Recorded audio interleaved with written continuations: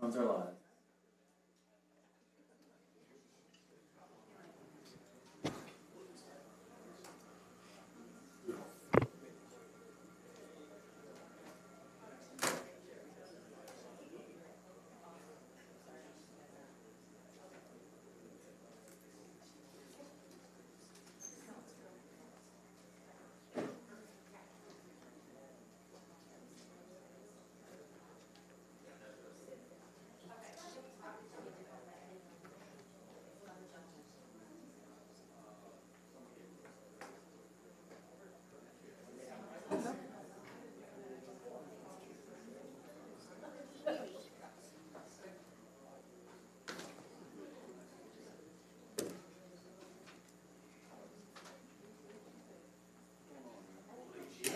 Living the dream.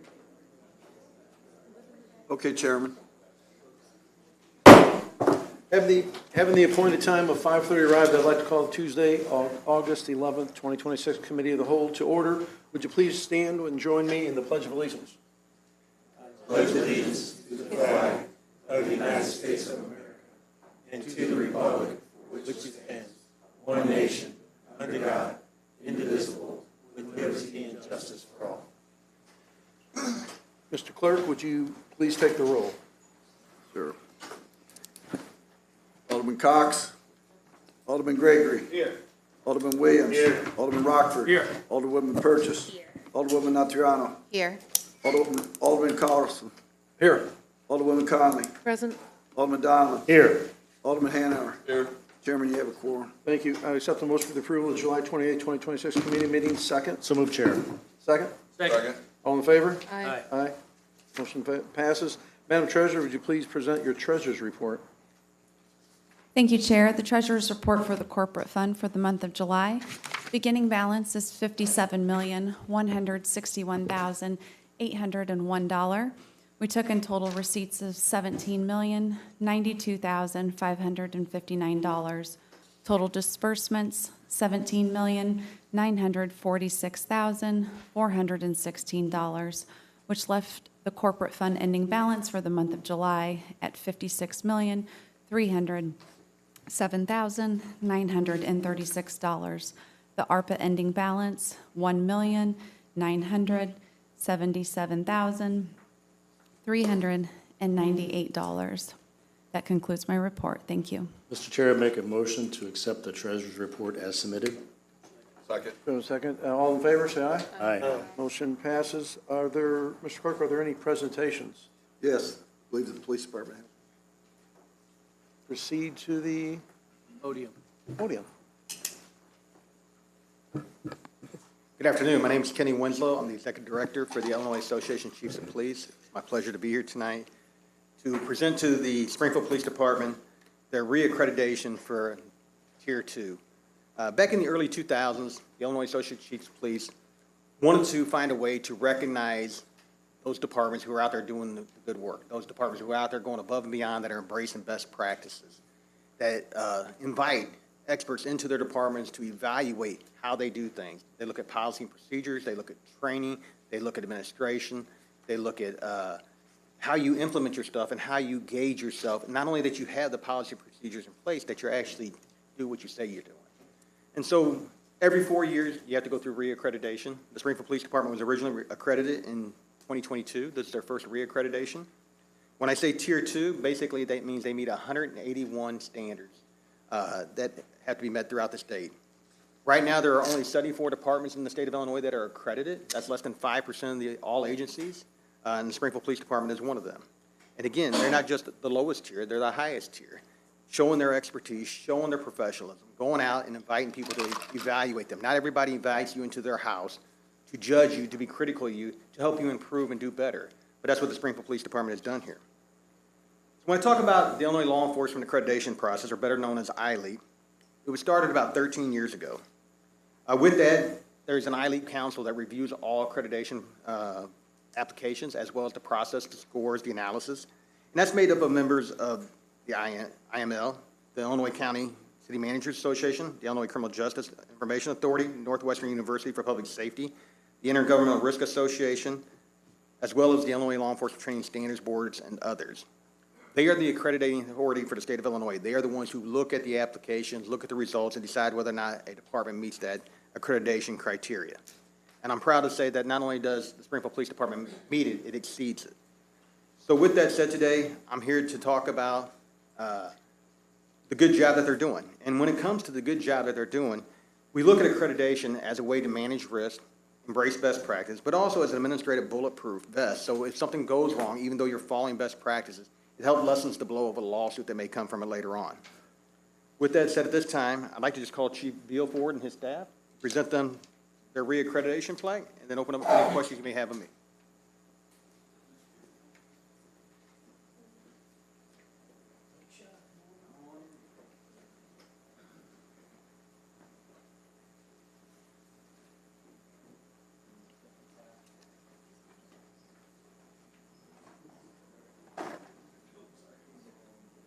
Chief's here.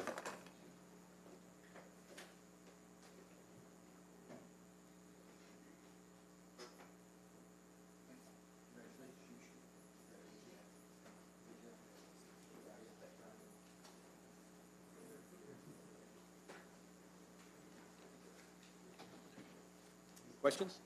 Any questions from the alders? Chief Winslow, welcome back. Good to see you. Thank you, sir. Hope things are going well. Mr. Chair, And, I have a question. I'm sorry, Alderman Williams. Yes, you said they meet 181 Standards? standards? Yes, sir. What is the possibility of what's the max? The max, they're at the highest tier, tier 2, they're at the very highest. So they're 181 is the because you standards said they're they judged upon. exceed. Yes. So when you go through it, you can score a score of up to 181. There's a range that you can score up from like 160 to 181 and receive your accreditation. They met all 181. Thank you, sir. Congrats. Any Thank other you, Chief. questions? Good to see you, Winslow. Thank you, Chief Beal. Keep up the good work. Good to see you. All right, next we have ordinances tabled remaining in committee. Mr. Clerk, could you please read those ordinances? Is there anyone who would like to remove any of these ordinances for committee consideration? Tabled ordinances 2026-339. Ordinances for committee consideration. CWLP 2026-365 is an ordinance approving a one-year contract extension and authorizing additional funding in the amount of $250,000 under the contract UE 22-06-38 byproducts hauling for the Dolman Power Plant with J. Oris Environmental Inc. in total amount payable of $250,000 for the Office of Public Utilities. Second. Hang on, I think we have any discussion. Alderman Gregory. Yes, thank you, Chair. So I got a few questions. This contract here, if I'm reading correctly, goes from approximately 500,000 to about 2 million, Scott. And I'm just wondering why so much? Is there any chance that it will be lower? Why only one bidder? And is there any chance for minority trucking companies to be involved? So this was bid, I think it was 2 years ago. The original ordinance was, looks like 22. I don't, have to look at the exact date. But, so it was bid out. They have not raised the price, and as you know, fuel pricing and everything else. So the standard for extension is we look, what are competitive markets at the time. Oros has not raised their price at all. So when you look at fuel pricing and where they're at, we couldn't compete with the price we're getting right now. Okay. I appreciate you on that. So they haven't raised it or anything, but is there any chance that it's, we're going to get to a point where it's a little cheaper? Well, and so this is the authorized amount. It's a worst-case scenario. So typically, we don't use this contract all the time, every day. Okay. It's specific times of the year. Like, we'll get gypsum, during the summer when it's hot. Can't put it on farm fields, can't store it on the farmers can't store it for more than 30 days on their fields. Okay. So we have to stockpile it. So our pile will get so big, what we'll do is we'll move it, where we'll have 2 stockpiles. That way, it's not one huge pile of land. And I didn't see in the notes if they, on the minority participation, I didn't see any info on that. Don't have any information. I'd have to ask Oros what their profile looks like. Okay, thank you. I just think that when we have big projects, millions of dollars, that we have to see some good faith effort from these companies. You know, they haven't had to do it probably forever since they've been getting this money, and those times are changing. So we have to try to Sure. get involved. I appreciate you, sir. That's all my Thank you. questions. Thank you. Alderman Williams. Yeah, thank you, Chair. So, I was just reading, and like I always tell you guys, I'm trying to do better at this. So this is the 5th extension. But I'm thinking right when I say the extensions are driven by the pricing. Right. So you catch the price right, and then you extend it another year. Is this kind of? In this case, the price has not changed. Right, So, yes, if the price changed and we felt it wasn't good, we would not extend it. We would go out for bid for another one. thank you. Is that it, Mr. Alderman Williams? Yes. Okay, Sorry. Alderwoman Purchase. Thank you, Chair. So Scott, I said it, I want to say it was over 6 months ago when you all came up in another department and I talked about CUF. I hear my colleague always asking about the minority participation, and CUF is commercial useful function. So is there something that we can put in, maybe Corporation Counsel, you could help me out with this? Maybe there's something we can put in, because like you said, sometimes you can't get other bids. But for people to see that transparency and know that you did put it out there with the commercial use for function, it shows the good faith efforts. Did you make a minimum of 5 phone calls to a directory? I think I've said it, I don't know if Director Posey is in here, but I've brought that up about the Illinois UCP that we had too when I worked at the state. It was a unification certification program, and it would just list all of the contractors, and it would give your prime contractors access to be able to reach out to those DBEs so that they would meet that goal. And if they didn't, if they weren't able to meet the goal, that's where the CUF came in at. Yeah, I know that was a lot, I'm sorry. what we can do is we can meet with purchasing, looking at our bids going forward. With this particular contract, it is an extension, so if we were going to, add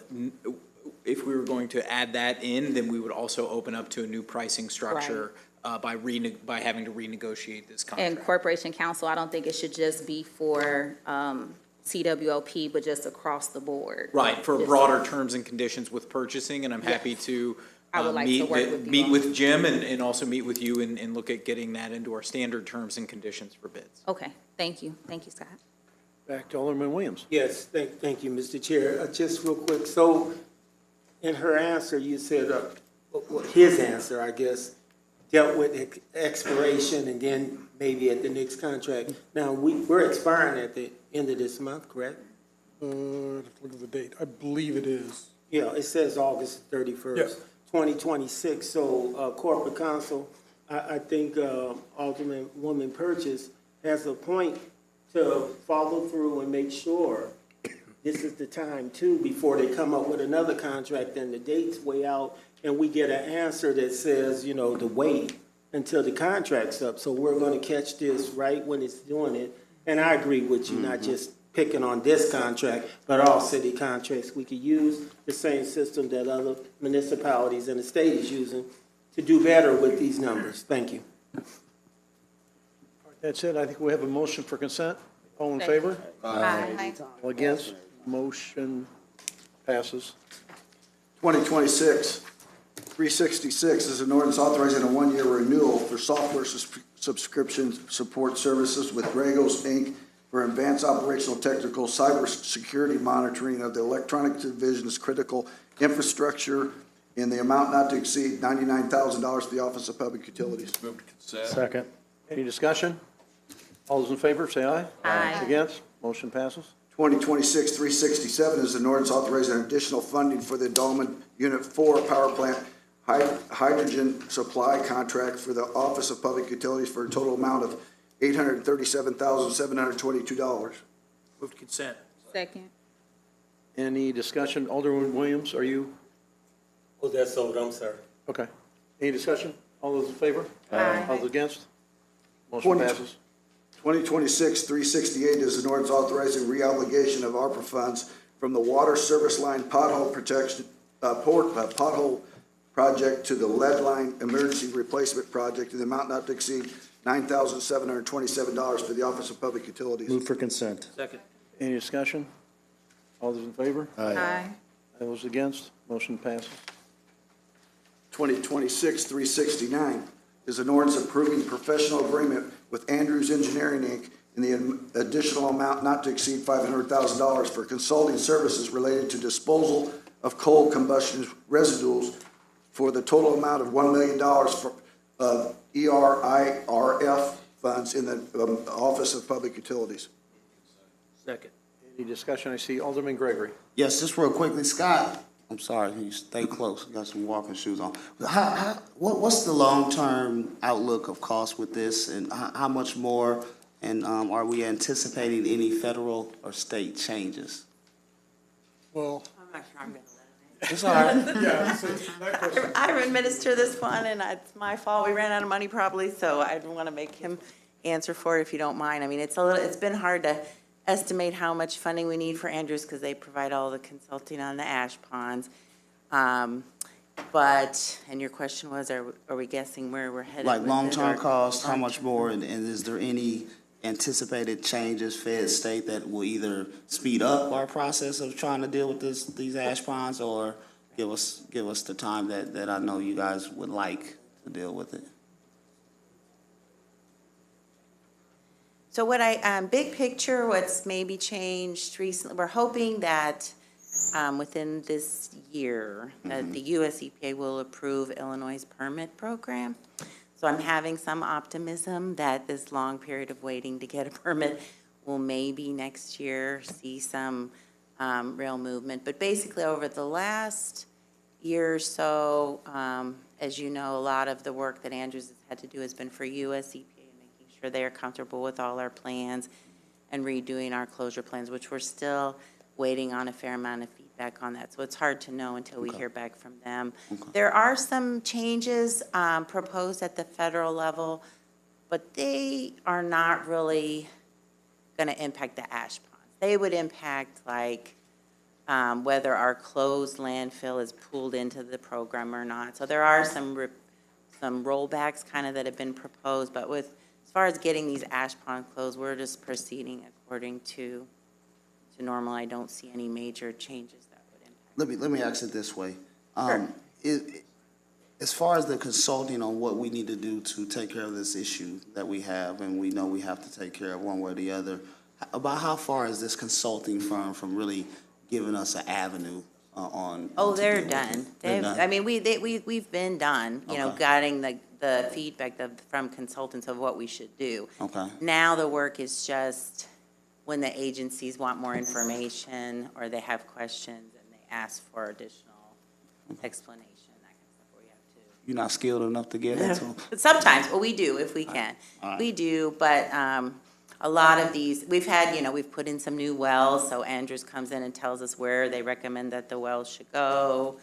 And they compile the reports at the end of the year each year, which keep getting bigger now and that kind of thing. So it does, and also this contract is used to support us in our lawsuit that the Sierra Club has with us. So that's been pretty quiet, but if that picks up, we want to have the funding available for that. Big picture, this is a very small part, this consulting piece is a very small part of what it's going to cost to close out the ash ponds. The bigger part will be the construction piece, which is what our ERIRF fund is building up and building up. I appreciate you on the education. Thank you. Mr. Chairman, we have a speaker. Hang on, Alderwomen purchase first. Yes. Oops, I'm sorry. Miss Debbie? You too, Scott. But, hey, Miss Debbie. With some of the questions that Alderman Gregory just asked, I know that me and Alderwoman Conley sit on the committee for the CWLP to meet with you all. When things like this is finalized, is there some type of community meeting that would be had to be able to educate and discuss with the community and have a little bit of Q&A? Unfortunately, probably a year ago, when we were putting this contract in place, I said the same thing that I'm going to say now, but the next step is we have redone our closure plan. We have an updated, I think better closure plan. I think everyone likes it better. And we have to go through the whole process again that we did several years ago of presenting it in a big public meeting and taking comments on it. But we want to get US EPA's comments first before, So you have something do to that. present So we and go off of. Okay, and you'll That'll let us be- know so we can help you. right, when they get back to us, we'll have like 90 days to schedule that meeting, but we have no control over When it will when they- happen. Right. Okay, thank you. Alderwoman Conley. Thank you. Thank you, Debbie. Just follow up on that real quickly. I know you tried to leave. So when we do get the final, I guess, concurrence from US EPA, when we talk about that community meeting, is this something that would be separate and distinct from the IRP, or this would be, do you envision kind of having these as joint conversations? No, it would have to be a standalone meeting that follows the rules for This outreach? PCR. So They could have you their kind of own maybe rules. just, I guess maybe you could kind of explain a little bit so people understand, there are very specific requirements around what that outreach looks like. Can you kind of just So, I mean, maybe and give us it's a brief true for summary? both the IRP and the ash pond closures that there's requirements that require public meetings, and it requires very specific types of comment periods and ways that you accept those comments and what you present. So you have to just look at each one individually and make sure that your meeting is meeting those basics. So when we did it, the first time we did it here, because it was the easiest way for us to have video and that kind of stuff, but I don't think we made any of those decisions yet.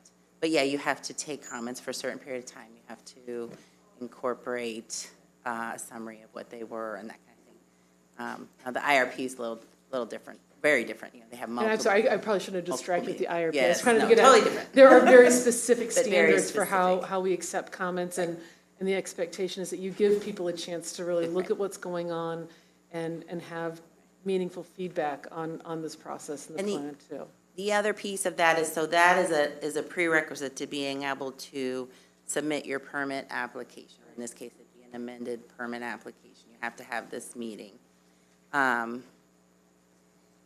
But then, when the agency does review your application and go out to issue your permit, they will also Have another offer public comment another period. public comment period, yeah. So there'll be multiple opportunities for people to weigh in.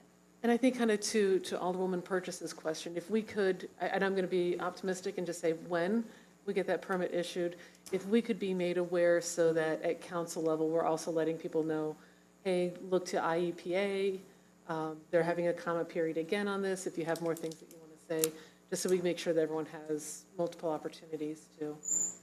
Take that back to Amber. Thank you. Yes, This- keep Amber busy. Mr. Clerk, you understand we have a speaker? Mr. Hanrahan, do you want to talk to this ordinance, or you want public comment? You're presented with ordinances tonight, expensive ordinances relating to coal combustion residuals, coal ash, the toxic byproduct of burning coal. Tonight's bills are a reminder of massive recurring costs to do that. The ash is currently hauled down to an abandoned coal mine, dumped down there under what passes in Illinois for coal mine reclamation. Better than pumping it into an ash pit on the border of Sugar Creek, better than the original plan, which was to dump it in an open slurry pit at Forsyth Hillsborough's mine from whence the coal came. A plan shut down by protesting people in Hillsborough. We're in bed with Forsyth for our coal, a terrible company that just had 4 of its managers criminally indicted for mine safety violations. All this as the planet breaks new records in every index of climate change, as the planet burns, as mass species extinction accelerates, as the jet stream and ocean currents weaken, as indeed Dolman 4 pumps nearly 1 million tons of CO2 into the atmosphere every year. I suspect a couple members of the Horseshoe don't believe the science, or do but don't care, as long as somebody profits, or maybe do but think we have all the time in the world to address what is becoming an existential crisis. So for their benefit, let's pretend, let's ignore all that, ignore the environmental costs, pretend nobody cares, pretend it doesn't matter. Most of your constituents do care, but let's pretend not. You should still care about cost. These contracts tonight are a tiny part of total coal costs, $2 million tonight, but a tiny part. A big reminder of the immense outlays, like $25 million a year, excuse me, just to haul the coal, buy it. Buy it, haul it. Run it for 20 years like that, $25 million, 2.5% inflation rate. That's about $670 million. Then let's discount that to present value using reasonable figures, and we're talking about $400 million in today's money, just for buying and hauling the coal, not counting coal and ash expenses, not counting the maintenance, repair, and operational costs that you pay here, like the hydrogen. Almost every meeting, costs that probably double that $400 million in present value of burning coal. For a coal plant that runs in a good year at 48% of its rated capacity, don't get me wrong. I know we owe $450 million on it, the same amount we owed 17 years ago, by the way, and we must pay it off. We know that. We know that it is the capability of generating power, our own power, when it's cheaper than buying off the grid. That gives CWLP a leg up in keeping our rates low. I know that. We all know that. We have to preserve that flexibility, but it doesn't need to be done with coal. Every expense, like the ordinances here, underscore the critical importance of this upcoming integrated resource planning. As you decide tonight and every future meeting to approve these massive costs of continually burning coal, keep upmost in your minds that we can plan right now for a future without it, still preserve our generating capacity and keep rates low for future generations. If we took that present value of just hauling and burning coal and plan to deploy generating capacity that doesn't have those massive costs, we could do it. $400 million of solar and wind with new battery storage systems could easily displace what Dahlman 4 produces. Once built, it won't cost $25 million a year to haul the sun or to haul wind or return wasted sunlight and blown away wind to dump in an abandoned sunshine mine or wind slurry pit. I've never heard of those things. These coal combustion residual costs are an important reminder that we need an open, transparent, truly public discussion of the future of CWLP. And the state law sets out minimum standards for engagement of the public. Minimum. We need more than the minimum. This is of critical importance. Thank you. That's all we have. Thank you, sir. Do we have a motion? So moved. For consent? Motion, second? Second. Those in favor? Aye. Those against? Motion passes. 2026-370 is an ordinance authorizing additional funding in the amount of $100,000 under contract NB 27-02U, representation in MISO stakeholder process with the Prime Group LLC for the total amount payable $125,000 to the Office of Public Utilities. Any discussion? Second. Motion? I got a motion for consent. Second. Any discussion? Those in favor say aye. Aye. Against? Motion passes. Mr. Clerk? 2026-371 is an ordinance approving purchase of relay panels with Schweitzer Engineering Laboratories and authorizing supplemental appropriation amount of not to exceed $218,863 to the Office of Public Utilities. Move consent. Any discussion? All those in favor say aye. Aye. Those against? Public Works, 2026-372 is an ordinance authorizing purchase of rock salt in the amount not to exceed $600,000 and a transfer of budget authority for the Office of Public Works. For consent. Second. Any discussion? Those in favor say aye. Aye. Those against, no. Motion passes. 2026-373 is an ordinance authorizing execution of contract PW 27-16 with Waste Management of Illinois, Inc. for residential landscape waste collection from 9/1/2026 through 8/31/2029 in an amount not to exceed $4,152,836 and authorizing a supplemental appropriation amount of $150,000 for the Office of Public Works. Move to debate. Second. Any discussion? I see Alderman Gregory. Thank you, Chair. Thank you for putting this on debate, gentlemen. I just had a few questions. Am I correct or wrong? Did Republican used to have this contract? Lake Area. Lake area, sorry. Okay. And my questions is what's different gonna be, with this? Is there a representative from there? No? All right, I'll reserve my We can question. get them there. I think they're going to come next week. All right. Dave, don't worry about it. They'll be here next week. Thank you, sir. Alderman Gregg? So you Yes, good? I'm done. Okay, Alderman Rocker. Yeah, Alderman Gregg, was this asking about the cost? Is there a price increase in this or something? I think Lake Area didn't want to bid on this because they were not getting any kind of a raise each year. I think, did we just talk about Waste Management and Republic coming down there and wanting a raise here the last couple of weeks ago? I think Lake Area hasn't had a raise in some time. Alderman, I can't speak for Lake Area, but I think there's a distinction between the cap on what the city allows waste haulers to charge and this contract, which is a separate contract just for yard waste. Okay. Thank you. Stater. Alderman Gregory. Real quick. So Dave, the yard waste, and I remember some years ago, we talked about, possibly having some vendors, help out with that in each quad, because we was talking about, or each quadrant. Because we was talking about the missed bags and have to call in on those things. Have we explored those options? I know, we had spoken about that some years ago. We put the contract out there. We had 2 waste haulers to response, and this was the lowest reasonable bid. Okay. And this is the total bid, $4 million? Yes, sir. Okay. All righty. Do you know if they will have any, I know they have minority drivers, will they have any help, or they plan on doing it all by the trucks, or how will they be executing? My understanding is they're going to use their existing equipment and personnel. Okay. If they have to make additional, I'm sure they'll do that. All right, thank you, I appreciate you. Anyone else? I think we have a motion for debate. Yep. Those in favor? Aye. Those against? Motion for debate, go ahead. 2026-374 is an ordinance approving change order number 2 with Trim and Flatten Sons Company, Inc.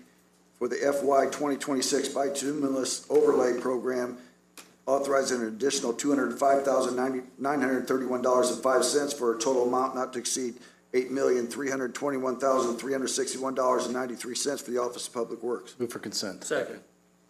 We have a motion for consent. Any debate? Any discussion? Alderman Gregory. Just a general comment, for us to start thinking about, but all of these bike lanes that we're putting out through the city, I took a trip up to Chicago recently, and I just seen how their bike lanes were a little bit sectioned off for safety. They had some things that kept, and the reason why I say that, I have received over the last year about people parking in the bike lanes and, trying to get somebody over there to deal with that, which, we always don't have the time for that. But I think as we look for a more bikeable, walkable city, if we're going to put these bike lanes in, we have to start thinking about some type of safety measures for our bikers. That's my comment. Thank you. All right, we have a motion for consent. Those in favor say aye. Aye. Against? Motion passes. General City Business, 2026-375 is an ordinance to increase the number of Class D liquor licenses by 1 for AJ's 50-Yard Line LLC DBA AJ's 50-Yard Line located at 1374 Toronto Road. Move to consent. Second. Motion for consent and second. Do we have any discussion? Seeing none, those in favor say aye. Aye. Against? Motion passes. 2026-376 is an ordinance to increase the number of Class A liquor licenses by 1 for Prime Time Billiards, Inc., DBA Prime Time Billiards located at 2301 Adlai Stevenson Drive, Suite A. Move to consent. Second. We have a motion for consent and a second. Do we have any discussion? Seeing none, those in favor say aye. Aye. Those against? Motion passes. 2026-377 is an ordinance appointing Jason McKenzie, Sarah Kink, and Jim Peters to the Deferred Compensation Committee. Move for debate. Second. Any discussion? We have a motion for debate. Those in favor say aye. Aye. Against? Motion passes. Got to keep Jason. Do we have anybody who wants to say let's see, who we have? Mr. McKenzie.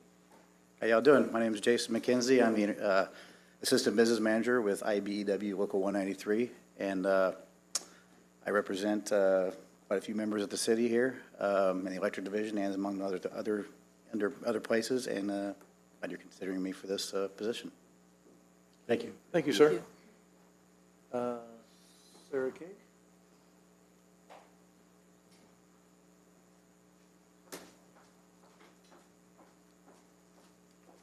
Good evening. I'm Sarah Kink, and I'm the Director of Human Resources for the city.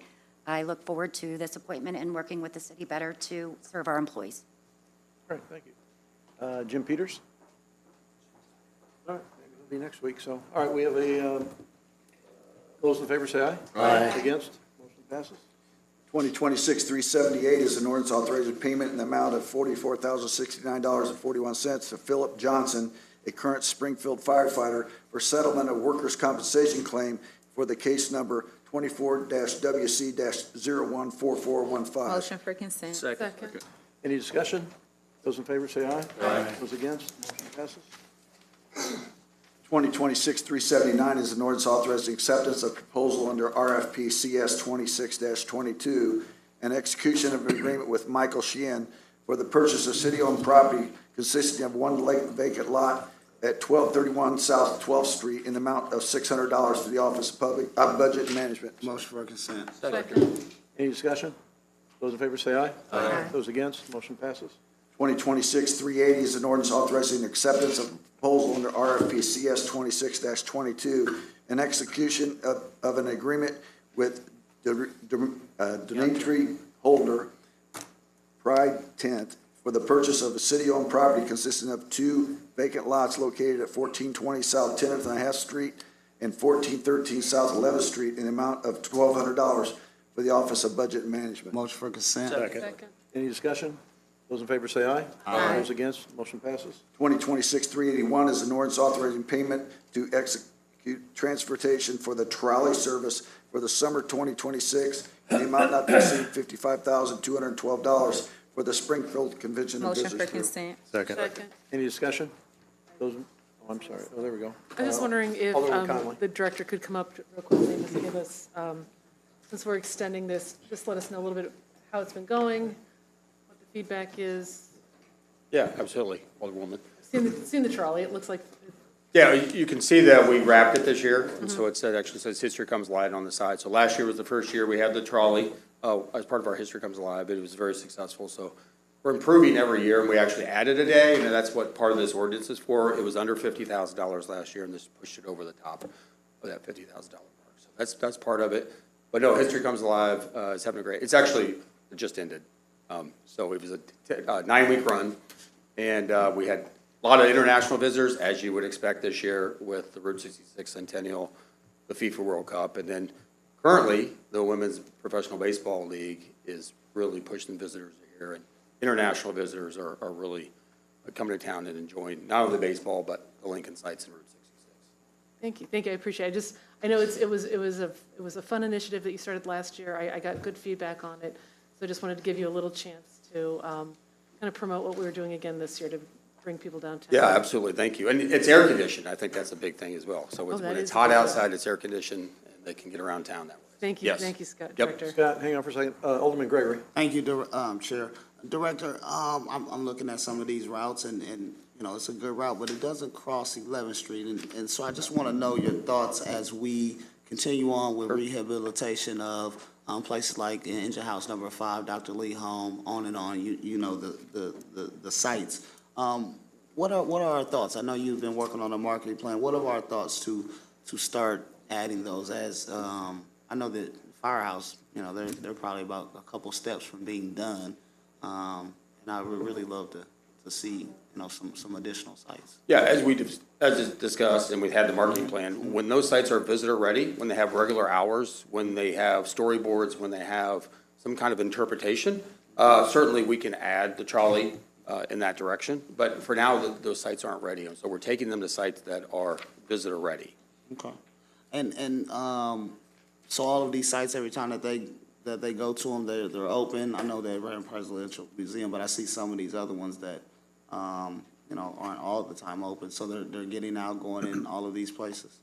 Well, they have the option. They could ride the trolley around the entire loop if they want. We also took the trolley to the tomb this year as well, and so that's an important stop. And The Great Western Train Depot right there on the train tracks, is that open or is it closed? Yeah, no, it's open. They have regular hours, and certainly that's where Lincoln provided is very well addressed.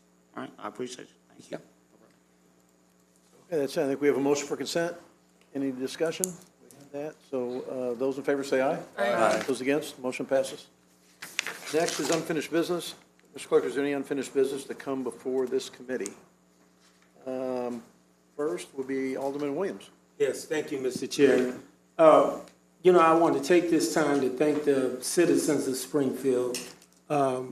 We did pass our landlord registry permit process, and it is at the county, and it will be on the ballot. Of course, this city council wouldn't do it, but our citizens that spoke, they want it on the ballot, and our campaign for starting the campaign to get it approved and people to vote yes for it will start momentarily. And I just want to let people know if they're interested in working on that, please contact us. Thank you. Alderman Gregory. Yes, no, I compliment you and the team on that. That you guys definitely worked hard, got a lot of signatures for that. So great work to our citizens and the groups that put in work to get that on the ballot. I got a couple of topics too. I'll try to condense them for the sakes of time and some other things that we need to talk about. Corporation Council, we some time ago, Springfield Projects agreement with the ordinance that we passed is still not signed, executed. What's going on? Yeah, and I know you emailed me about that on Monday. We drafted the amendment a couple weeks ago, and I'm trying to track down where that is. It's been drafted, it's been approved by my office. I think it might be lost in It's all good. somewhere. My assistant was out yesterday, so I'm trying to track it down, but it has been drafted. Okay, I just, I just want to let this council know that he is continuing to work the strategic plan that we set out to do. He is working without a contract. He is still executing those things for us. So it is imperative to try to get that done.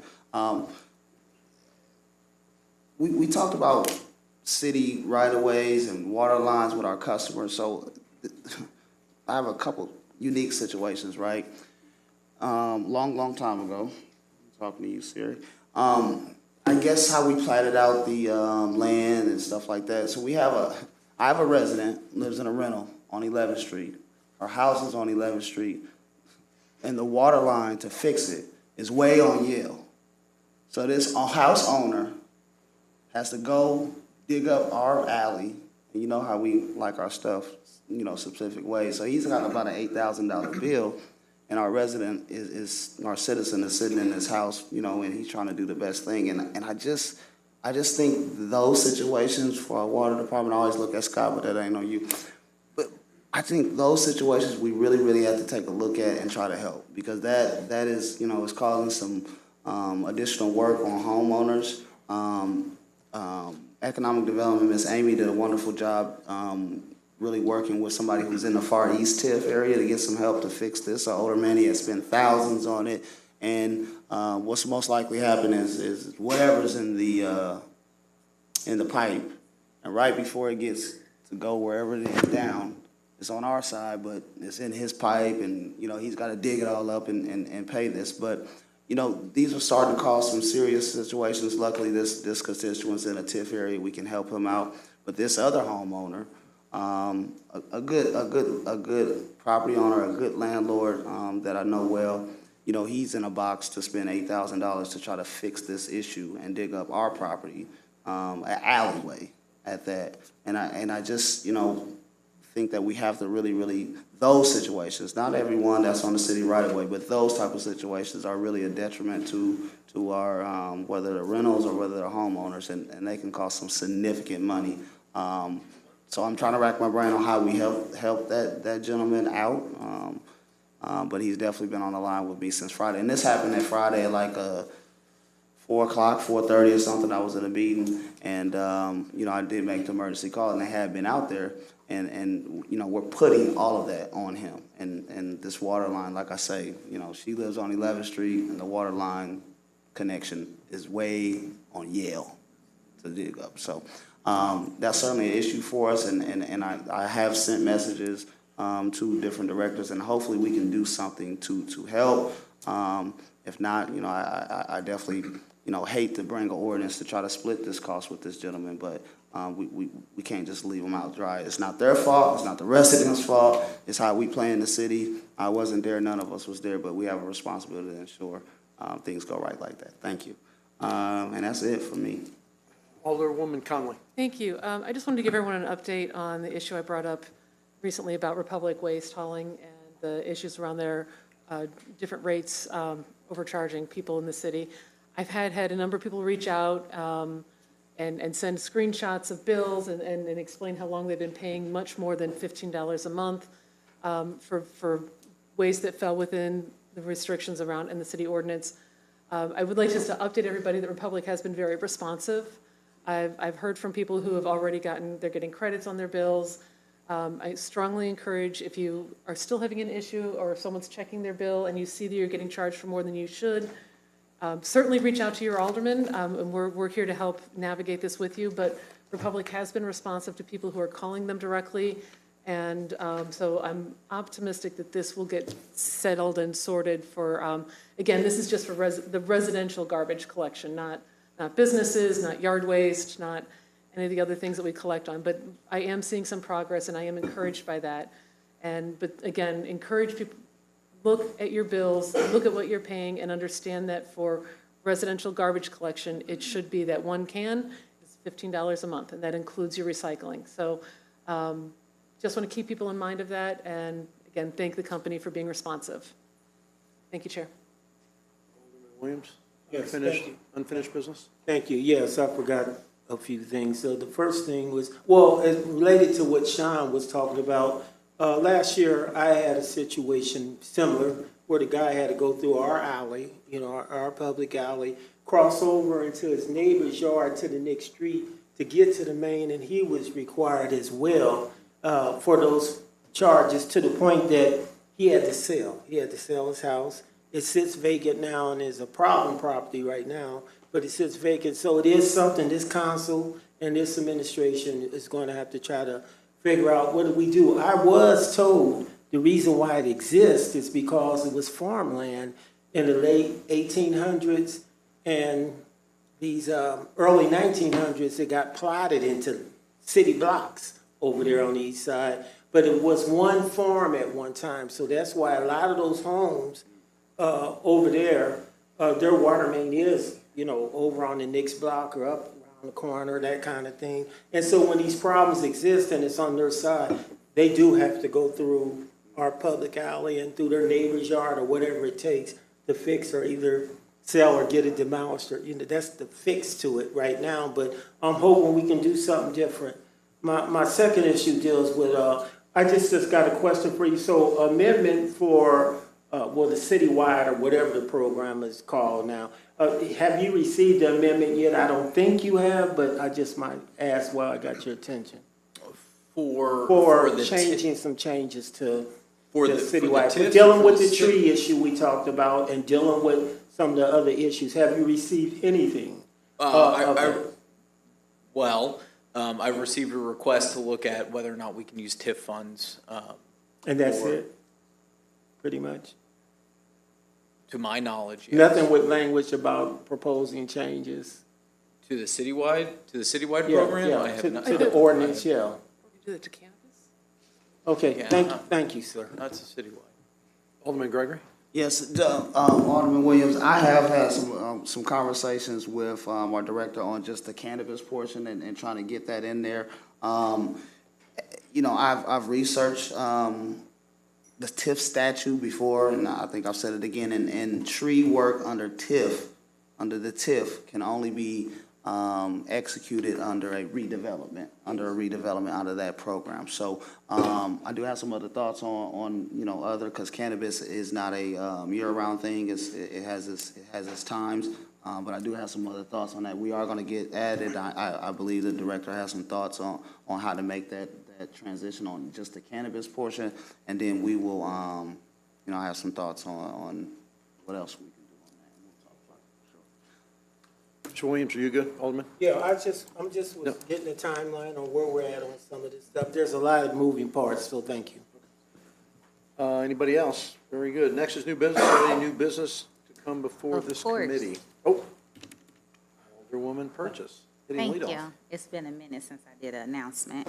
But before I touch on the announcement, I wanted to, it just popped up in my mind. I wanted to piggyback off of what Alderwoman Conley said, and I don't want to sound like the squeaky wheel up here, but I think it's like their due diligence to bring us a report, because if we didn't catch Republic Services, they would still be continuing to charge people over and over. And I'm really interested to see how far back this goes. You know, you came in and asked for an increase. I think you exceeded receiving an increase by double charging people on their bills every month or every quarter. So I would like to see, and I don't know, Director Fuchs, is this something that I could ask for our contact person in your office that deals with waste management in Lake area, if they could reach out to Republic Services and ask them for a report to send to us? I know I could have did it individually, but I think it's something that all of us would like to know as we're receiving emails and text messages and screenshots about their bills. Thank you. And then, one more thing. At some point, I do think that they should come in and talk to us. And they can explain, you know.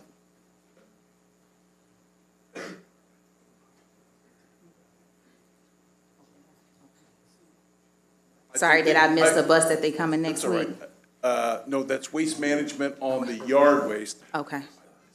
My guess, and I can't speak for Republic Services, but if you invite them, I'm sure they'd be glad to come. Should I invite them, or could I ask you as director to? This is your chamber, man. Can I ask you to send, is something that I think, would everyone agree that you would want to hear a report and how things are going, instead of one of us getting it and then distributing it out to everyone? Be glad to make sure you have the contact information, but again, this is your chamber. Make sure it's not a recording. We're talking to a live Yes, sir. person. Yes, sir. Robot. Yeah, Aaron, I'm not for sure, I'm sorry, Alderwoman Conley, I'm not for sure, because I know we don't have to reach out to them to talk to them about the raise that they want, and they come in and talk to us, so I'm not for sure. Have you been talking to them one-on-one, and do they have like a portal, like Alderman Rockford said, where they're not speaking to an automated machine or waiting for a long period of time? Can they send something through a portal to show what's going on? So I have asked for both of those things, actually. Director, when I first contacted you about this, I asked for a full audit of Republic Waste and the billing structures. I've been in touch with Republic about that, and I have asked that they come in. The representative was here the first night and then had to leave early. He had a prior engagement. But I did ask that he come to a full council meeting and give us an update in person. So I have made that request. Have they responded to you? He said he would. So my expectation is that they would be here next week at a council meeting, instead of just, so we have, a little more attention, I think, usually in the council meetings. Yeah. So I have asked that, and I did, again, when I first found this, my request at the time was that the city do the audit. I think realistically, it needs to be more of an explanation from Republic in person on how they're doing their own audit process. I agree with you. We deserve an explanation from them, and a more public description of how exactly they're handling this for everybody who's been reaching out. I mean, I am encouraged that I'm getting positive feedback from people, but they did take things down. I will say the number you call still sends you through, fairly standard customer service, where you have to push a button, hit 1 for this and 4 for that, and take away a little bit of your life to wait for a person. But they are getting you to people. That is how they've taken down the online portal so that people can't actually register online for new garbage collection because of the issues that they were experiencing around the differentiated rate. So I have asked that they come in. And thank you, and I thank you for taking the initiative to ask them, but also too, I think it's becoming of them to come in and give us one message versus and I us agree. having to go directly to you and say, can you ask them this, can you ask them that? Yeah, and I'm not just, I said, I think it would be good for the company and for all of us and for the community as a whole that they come in and speak to the entire council. That's very important. I agree with you on that. That was my request, so. Thank you. Thank you. And then moving into my announcement. So about 2 weeks ago, I had asked everybody, did you know what that week was? And it was the National Convention of the NAACP, and then asked, did everyone know how the NAACP was founded? Well, we have 3 hot days in August, the aftermath, and it's a 4-day citywide observance of the 1908 Springfield race riot. But I think Director Gwen would be so much better coming up here, so I don't steal your thunder, to talk about the importance and what events are going on over those 3 to 4 days, and really encouraging the city to come out and participate so we can know our own history. Thank you. I knew it was coming. I knew it was coming. So this committee has been at work since September of 2025, putting this program together. I am so proud that we are almost here. It has been a lot of work. It is a community-wide committee, and we have some very good things planned. Every day, Thursday, Friday, and Saturday, DNR will start the day off with a walk. You'll walk around to the different race riot monuments. It takes like an hour, hour and a half. It depends on weather and who's in the group. And then we go on. We usually have some type of presentation. On Thursday, there will be 2 presentations. One will be at both of them will be at the Illinois State Museum. One will be by Doris Bailey, and the other one will be by another writer talking about a lynching that took place in East St. Louis during the aftermath of the 1908 race riots. Thursday evening, we will be having a reception at the library. We will have speakers there. We will also have the gentleman that put the sculpture on at our Union Station. He'll be there presenting on that as well. Preston Jackson. Thank you. And then on Friday night, we're going to have a really good day. We are going to have another service, not a service, but program at the Bunn Auditorium, and it's going to be in memorial of the people that lost their lives during the race riot, including there's a little baby that died as well as a result of the race riot. We have involved, there's going to be a time where the community can come in and they can participate in a soil dig where we're actually going to go to the sites where lynchings took place, and you'll be able to participate in this act of putting soil into a jar that will later on be stored at the Abraham Lincoln Presidential Museum as well as the EJI site further down in our country. And then on Saturday, we are going to have a closing ceremony at the African American Museum. And also Friday, Saturday, and Sunday, the Hoogland Center will be featuring Outrage, Terror in Springfield 1908 by playwright Timothy Crawford. I've tried to dumb this down. There's a lot going on, guys, and I don't want to bore you with it. But it's not boring. It's fun, and there's been a lot of good things going on, and I think there's something for everybody. And then, this is the best part. Last year, we received some complaints that we didn't have enough for young people. But this year, we sponsored an essay contest, and we have 3 winners that we will be glad to announce later on. I'm really happy that they came from, I'm probably saying too much, but from Springfield, Southeast, and Lanford High School. We've got 3 winners from those 3 high schools. So I'm really excited about it, and I hope you guys can come out and participate in any way possible. Thank you. Thank you. No problem, Director Gwen. I will be there with my walking shoes on. But my last announcement, I might miss a little bit Thursday evening because we got the State Fair Parade. I know, and I love the State Fair Parade. Say that.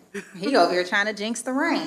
I hope it passes over. Yes. But we have the State Fair Parade, and I encourage everyone to come out, but there's so much going on with you in the morning. I'll be there at 9:30, then 12:30, and then maybe 4, and have to run out there and get to the parade. So I'm hoping there's plenty for us to do, and I hope to see There my is. colleagues there too. Thank you so much. Thank you. Are we Thank you, good? Chair. Alderman Gregory. Thank you, Ms. Gwen, and I also compliment the NAACP. Mrs. Trees, I won't call her by her first name, I'll get beat up, but she has really contacted us, beat us over our head, and make sure that we are there and we are knowledgeable of what's going on. We try to share that as much as we can through our social media, so we appreciate you. We as a group, as a Black Caucus, we take these moments very, very serious. They are not forgotten upon us, and I have talked to them and working with our colleagues as well as Corporation Counsel Murdoch to really move beyond the ceremonial thing. We really want to look at our systems. We know that event has left a lasting detriment to our community, and we really want to look at all of our systems here at the City of Springfield, similar to what the state is doing with their reparations committee. And, we'll deem this the 1908 Race Riot Repair Commission to really look at our systems, such as minority contracting, and on and on and on, to make sure that we are doing the best that we can for our citizens. And we're so pleased to have this event, and it empowers us to make to continue this fight on to represent these people. Of course, in my ward, I serve and represent the minority ward, or the mostly Black ward, and I just take it very, very serious of what we need to do. Those effects still linger, and they still have hindered our community from the growth that we need. Beyond what's documented, we know that there was many others killed, displaced from their homes, that wasn't documented because they ran before somebody could get to them. So I look forward to coming and learning more. I can tell you, the more and more I come and the more I learn those things, the more and more it just empowers us to make sure that this city is doing right by all of its citizens. So I appreciate you and the NAACP and all those who are taking part in this. Thank you. I appreciate it. Am I good? Can I run? Thank you, Director. All right. Now it's time for citizens' requests to address the committee. Are there any citizens who wish to address the committee, Mr. Clerk? Good patient. As I remind new speakers, please pay attention. 5 minutes on the monitor. We'll cut the mic at 5, and we'll gently gavel at 5. So, thank you. New to the process, Ken. New to the process.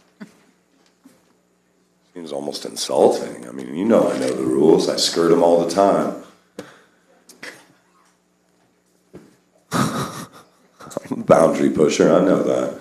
I was disheartened to read that we're just suspending somebody who got a DUI and ran from the stop. We're demoting them, but where are we demoting them? Is it to patrol? Does that seem counterintuitive? I know people who get DUIs and we don't usually let them wander out on the streets, right? They don't get to drive for how long? 6 months minimum? I assume, because it wasn't in the press release on the transparency page, of course, that she may not be the driver in that vehicle. One would hope, right? Her license is likely to get suspended automatically for DUI like most people's. I would hope. But who knows? We never really know the answers to a lot of things like that because it stays behind closed doors. And my understanding is behind those closed doors right now, they don't even support the demotion, which is pretty upsetting if you think about it. You're supposed to be leadership. And your judgment out there is that not only do you get a DUI, but you ran from the stop from your own colleagues, professional colleagues, obviously, not similar to the same department, but that says something, doesn't it? A level of disrespect even for your own colleagues in law enforcement? And yet you get a 30-day suspension. 30 days. I don't know, man. It kind of feels like a sergeant should know the law better than that, right? That's just a guess. Maybe that's just me. I'm expecting to know the law, right? We've had the chief up here talking about 14-year-olds knowing what a Terry stop is. So, I'm just curious if we extend that same level of expectation to the very people in enforcing the law. I wonder what her attitude will be the first time a citizen brings up her DUI, possibly during her license suspension. You think she'll be magnanimous about it? You think she'll be welcoming of those comments from the community that she's sworn to serve and protect? Thoughts of serving and protecting didn't spark when she drove home intoxicated, right? Which in itself, I mean, from our Illinois Secretary of State program, shows that drinking and driving leads to what, guys? All right. So I just got to tell you, it's disheartening at the very least, and it's even more disheartening that the only reason I found out about it is because somebody sent me the transparency paper. You guys see any public notice about that? Yeah, me either. So it's not an attack. I'm happy they made the transparency page, but where's the advertising? Where's the PR? Where's the communication about that with the citizenry? Speaking of press releases, we finally got an answer all these months later about what happened in January with that shooting. Now, I'm not going to deny that the individuals may be dangerous, and they were in fact armed. Nobody's questioning that. Wow, 48 hours for having your body cam off when you shoot a citizen in the back, huh? How long was that camera off? When was this taser test? How many days did they go without it on? We don't know. It's not on the transparency page. We may never know. Unless we FOIA it, get it denied. You know, it's frustrating because I do see that the police are making an effort. I see it in the way people tell me about their interactions with the officers on the street. It's not an attack on every single person with a badge in the city. But there should be an expectation of behavior in regards to those. What good is a body cam if when you shoot someone in the back as they're running away, whether they were aiming at someone or not, that we can at least verify that through the camera evidence that we pay how much money for, guys? Lots of money for that. Lots of money. And we forget to turn it back on after a taser test. That's not mandatory. I mean, it's not even stating that the officer did something nefarious. I'm not telling you he like purposely shot this kid in the back and had his body came off because he meant to do all of those things. But it's the idea that you're asking the community that's already very short and thin on trust for the police department due to past interactions, due to decades of malfeasance, and you're asking us to trust that. Well, give us a reason to trust it. Do more than just a blanket boilerplate press release like that. When it comes to a citizen, whether he was dangerous or not does not mean that he should spend the rest of his life paralyzed. I digress. You know, it's really hard sometimes to come up here and act like I'm not deeply, deeply upset. I appear peaceful a lot of times, but I mean, my heart is always driven towards liberation. I think that if you want things to go well, you've got to work to get the boot off people's neck. Thank you. Thank you. Veronica Glass. Veronica Glass.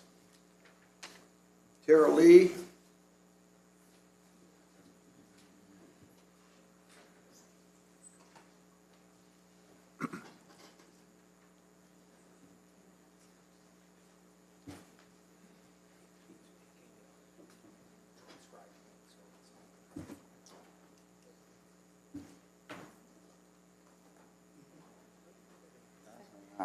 Good evening. Excuse my nerves. I know I only have 5 minutes. I may need 7. Good afternoon. My name is Tiara Lee. At the July 28th City Council meeting, the April 2025 incident pertaining to my home was brought up by Alderman Larry Rockford. You can reference this at approximately timestamp 5235 in the public video. However, what was presented that day was not my truth. It was not a true representation of the situation. Firstly, I would be remiss if I did not publicly acknowledge and thank Alderman Sean Gregory for his work the entire 16 months that my family has been displaced. Please keep in mind that Alderman Gregory is not my alderman. I would also like to thank my alderman, Alderman Larry Rockford, for your diligence to this matter in bringing it back before City Council. I'm going to circle back around to you in a second. On April 25th, 2025, my family and I attended my uncle's funeral, who passed away unexpectedly. We left home early that morning and were gone until about 5:30 p.m. that afternoon. When we came back to my home after emotionally exhausting day. We walked into what I could only describe as a nightmare. There was a black, tarry, thick substance that looked like it exploded out of my basement toilet onto my walls. There was a mucky, smelly water substance covering my downstairs floors that had particles and tissue residues in it.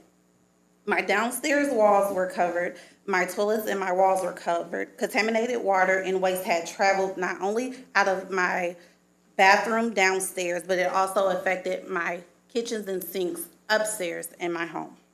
I immediately went outside because I remembered that the city had contracted a company by the name of Acitiform to do water jetting in my community. Upon going outside to the Acitiform truck, I was greeted by the project manager. I immediately told him that something occurred in my house and that he should come and look at it. What he said to me has stuck with me. He said, "This is the first lateral house on the right." At that time, I didn't understand how he knew that or where he knew that I came from because he didn't see me walk down the street to find him. He came into my house, he did a walkthrough through the contaminated water. He took photographs and he made a phone call. He stated again that that first lateral house on the right has damages and that they were responsible for it. However, he then stated that he would send Service Master to come out and clean my house if I wished, of course. At that time, I wasn't aware that it was a level 3 contaminated of raw sewage until Service Master entered my house after midnight on the 25th.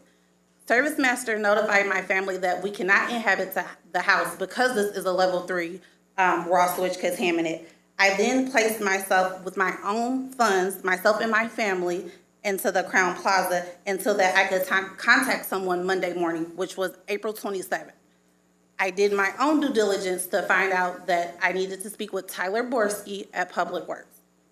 Tyler Borski was unaware that we were displaced and that anything that had even occurred because the company that the city contracted didn't feel the need to let the city know, although Tyler Borski had been in contact with him the entire weekend in that Monday morning, that they had displaced my family due to this disaster. Sorry, please, this is a lot. After this, I contacted Alderman Gregory. He put me in contact with Alderman Larry Rockford, who was immediately concerned that the city had not come out to visibly see the damages to my home that the company that they contracted caused. It wasn't until May 6th, due to Larry Rockford's due diligence, that the city did come out to my house. They walked through it, they saw it, they smelt it, they saw the nightmare that my family and I had been living. For the last 16 months, my children have had questions that I have no answer to because I have no answers from anyone. Again, this is a company that the city had contracted. We can see from the very beginning that they had no intentions on rectifying the situation, meaning that they didn't even contact the city to let them know what had happened. This is not the first or unfortunately the last time that communication was dropped with this company. This company has left my family in limbo several times, refusing to extend the extension for our hotel. On that video from July 28th, corporate counsel stated that he has been in contact with myself in mediating this. That is not true. I have not heard from the city. Ma'am, thank you. Your 5 minutes is up. I'm glad that Alderman Gregory and Alderman Rockford took care of the situation, and I think this was brought up to us a couple weeks ago, so. Can we have a vote thank on you whether or very not much. to give her more time? Because this is Well, I mean, we try to insane. keep, we try to keep consistent every week. I understand. However, you don't have a full house tonight. The city has been in We try to, we haven't taken, ma'am, we haven't taken a vote. that has now. Thank you, thank you. Next speaker. No. We have comments. Corporation Counsel, just to be transparent, she is saying that your office has not communicated with her and did your due diligence. Can you speak to that? September of 2025 was purchased, and before you go on, can I continue that this company that the city has contracted? I want to hear you, but I want to let him answer from what you said. I just want to ask you, Corporation Counsel, have you spoke to her? Yeah, we spoke in 2025, like like she just said, when this first came about, and she's been dealing with a third-party insurance company for the contractor. It's my understanding there was a tentative agreement in place or a package proposal in March of this year. I don't know what happened as it fell through. You know, that, the negotiations and the payment is taking place between an insurer that is not the city and Miss Lee. So And has she been made aware of that? Well, it wouldn't be my place to make her aware So of it that. would I be would the assume she's contractor? dealing with these individuals.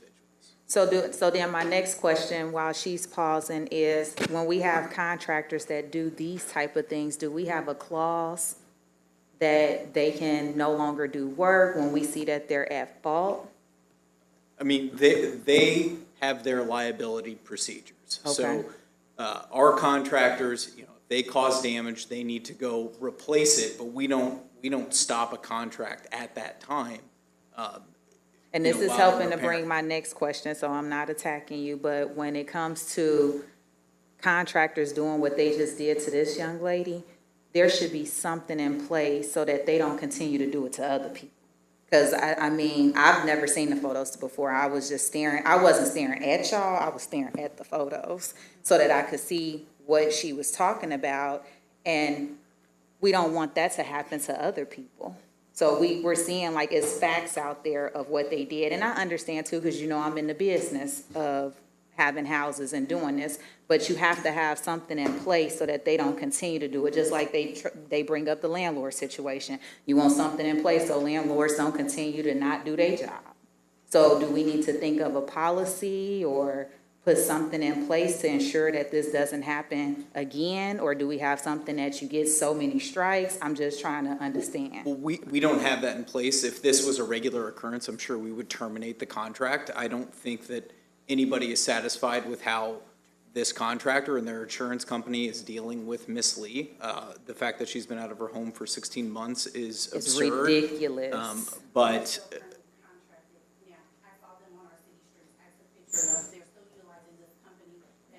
Effectively dropped the claim in as of August 14th, this Friday. They denied payment for me and my children to continue to be in the temporary housing. So if the city was in mediation with this, is this something that you knew and that you were aware of? And what are we gonna do about it? And without us being involved, again, this is an issue between Miss Lee and the insurance company. There are certain things that the city can do. I don't know why they dropped the coverage. There are communications that are happening that we are not privy to, certainly in the legal department of the city. And so However, but he without, stated that he was still in mediation. without all of the facts, I can't address it. Okay, so can you follow up with an email to give him every? And I have been CCing Missy Butcher since September 25th of 2025. She has never acknowledged my family and I. She has never commented back so much as a call or a text. She has been privy to this, even. And as I instruct all of you, if we're in active litigation, we let my office handle it. But you're not. But you stated on July 28th at times at 52:35 that you have been working with me and you have been in mediation with them. That is not true. I have not had contact from you, which is also in here since September of 2025 when I began to CC her in these emails. I live in her community. What if this was her house? Would her and her family still be displaced 16 months later? I'm not asking to sue the city. I'm not asking for a lawsuit. I'm asking to put me and my children back in my house that I have been paying my mortgage on for 16 months, and I cannot return back to my home. My children have ended a school year, started and completed a school year, and they will go back to school this week, and we're still in a hotel. And as of Friday, we don't know what we're going to do because they dropped the contract and they no longer pay for our housing. What is the city going to do for me? Is this not your job to protect us? But you continue to contract this company. I saw them. I have the pictures of them on our city streets. But you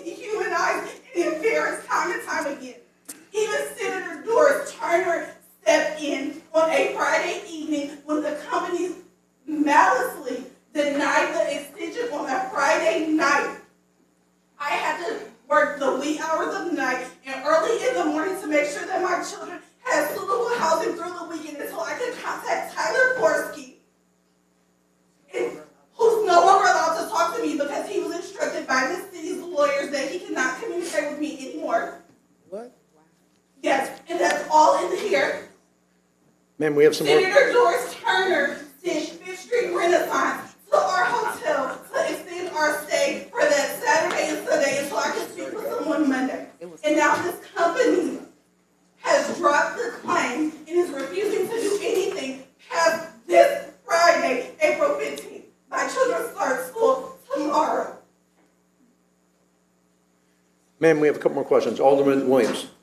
Oh, yeah, thank you. You know, I appreciate you trying to be a good chair and follow the rules.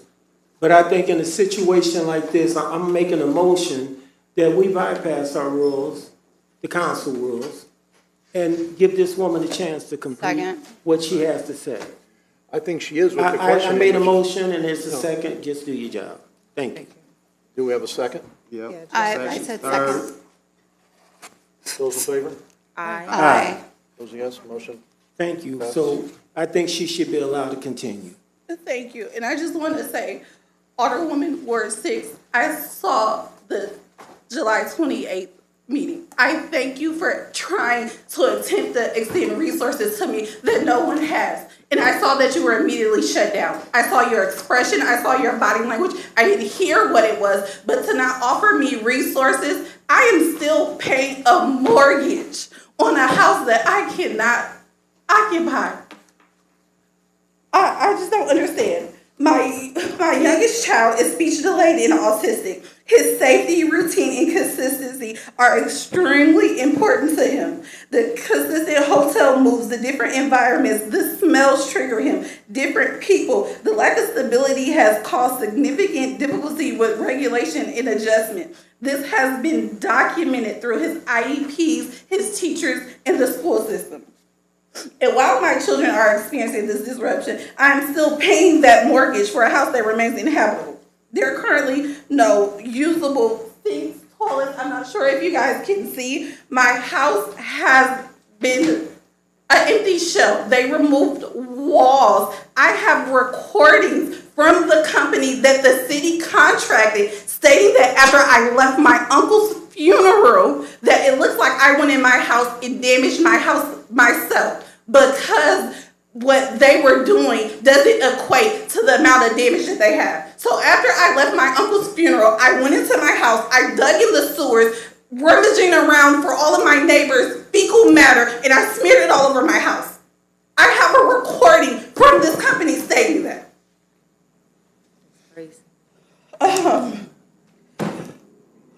Why have I had to fight this hard to get back into my home and to keep my children safe? I've heard that mediation was taking place between the city and the company. I've heard that people are working on this matter, but no one is talking to me. You even stated that you would speak to Alderman Larry Rockford about the situation. That was July 28th. What conversations did you guys have? I don't know, because everyone's having conversations, but no one's conversing with me.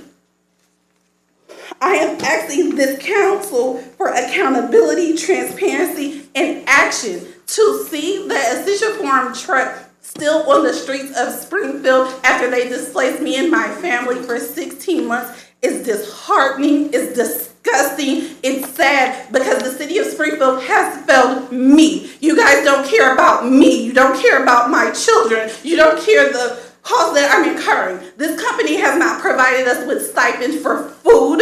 They have not replaced any of my children's clothes, uniforms, shoes, or daily essentials. And I have been paying an unscalable amount to not only wash our clothes, because washers and dryers are provided to us for free, of course. So I'm washing our clothes. I'm providing fast food for us because we're living in a hotel. I've had to rebuy all of my children's uniforms, school things that could have been reusable because this company has not done anything. And then to drop us without explanation, because if they don't have to answer to the city, why should they have to answer to me? You guys aren't holding them accountable, and again, you guys contracted them. I did not bring them to my house. I didn't ask them to come to my house, and to go so far as to say that it looks like I did this myself after leaving my uncle's funeral. I don't understand. I don't understand. What is this city's plan for my family when Friday, August 14th comes and we're due to check out of this hotel at 11 a.m.? What are we going to do? Because it doesn't seem like anything. I hope you guys know that you not only failed me, you failed my children. I have done everything that has been asked of me from this company. I've sought out contractors. I got bids. I did everything that I was supposed to do. I thought that my time was cut short, so I never even touched on the issue with CWLP and how they ran my bill so high, and I felt that I was not responsible for that because of the machinery that they were running. My services at my house were cut off and suspended. During that time, and I have pictures of that as well. During that time, the screens on the lower level of my house were taken out and cut. It seems that someone was tampering with my home. Can you imagine the fear that I feel that there might be squatters in my house? The safety concerns that I have when I go to my house every time I go to check my mail or to check my house, that there might be someone in my house. And then what can I do? Because squatters have rights too. Everyone has rights but me and my kids. Alderman Gregory, you have a question? How about Ms. Lee, and you know, I can say on behalf of the city as a representative, man, I apologize that you even experiencing this, and you know, I've been privy to a lot of the messages back and forth, and whoever the insurance company is and whoever is dealing with that is just horrible. That's a terrible company to have in our city, and you know, we just don't have any from a council standpoint. We're all together. We can point out whoever, but it's the empathy. Like, you know, they're probably told not to talk to you because, we get a lot of people who really, you know, sometimes overdo it and things of that nature. But this young lady has a real problem. And then, you know, I know we shaking our head like, yeah, we agree, but then we don't even have the empathy to let her continue. This ain't a normal conversation. This is something that affects our residents and children. And then we want to cut her off and not let her speak. This is a situation that we need to hear about. You know, and I've tried not to speak on it because it's not in my ward, and let Larry handle it, and Larry has been handling this stuff. But I know her. I see her out in our community a lot. I see the family out a lot. So it's hard to not get involved and try to help the best way that we can. And so for us, from a city perspective, I don't know how much, and we'll talk a little bit later, more work needs to be done to get you back in your house, but that's what we need to be doing. The work hasn't started, Alderman. The work hasn't even started. They didn't come to a settlement agreement. And the reason I felt that my family was dismissed from this company, because on July 16th, I emailed them and I said that the financial responsibility isn't mine. However, for us to get out of this hotel, I have found proper accommodations for my family in a house setting that is far more or less than the almost $10,000 a month they have been spending to house us. I notified them that since 734 days ago, when they placed us in this hotel, they have spent an estimate $155,000 to house us in temporary housing. I stated that they could have settled a long time ago, fixed my house, and put me and my children back in my house. For that price. That was July 16th. I put Trey Hahn from ESIS in contact with the landlord who was going to provide my children and I with a home setting. That landlord then notified me that I should contact them back because effective immediately, they are dropping your claim. Drop it. He can't. I would have never known had I not been, if God didn't provide a ram in the bush for me in this landlord. Had she not reached out to them on my behalf to put us in a house instead of a hotel with 3 children, I would have never known that they were dropping me that day and not providing housing after August 14th, this Friday.